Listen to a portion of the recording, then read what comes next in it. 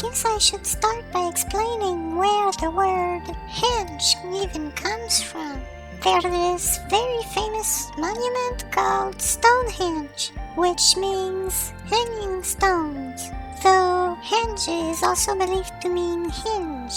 Anyway, from that, people saw similar monuments and they started calling them henges too. The weird part is that Stonehenge is kind of an odd one.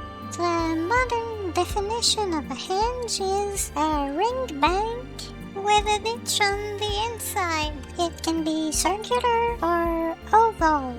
It can have one path leading in or two on opposite sides or even four. Those monuments are mostly found in the United Kingdom and Ireland. Similar monuments can be found in Europe, but they're distinct enough to say they're not actually related. Henges were built during the British Neolithic and Bronze Ages, so the oldest ones date over 5,000 years. I guess that would make the most recent ancient henges some 3,000 years old. So you might have noticed, but I haven't mentioned stones yet. Well, henges don't always have them. They can have wooden posts instead, which obviously aren't there anymore.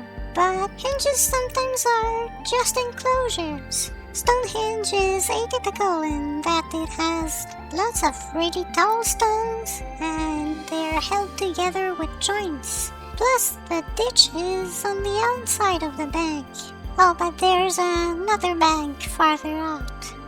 The most complex monuments like that have been built in more than one step. For instance, they might start with the ditch and bank, then add the stone ring a few centuries later, then maybe another ring, and so on. So you probably wonder what those were for, right? Again, we don't have all the pieces, but we have some good ideas. They weren't defensive, or else the ditch would have been right outside the bank. A lot of them were burial sites, and most that might have had spiritual meaning. Stonehenge is named in a way that fits well with the sun's movement through the year, but that in itself probably had spiritual meaning to the people who used it back then.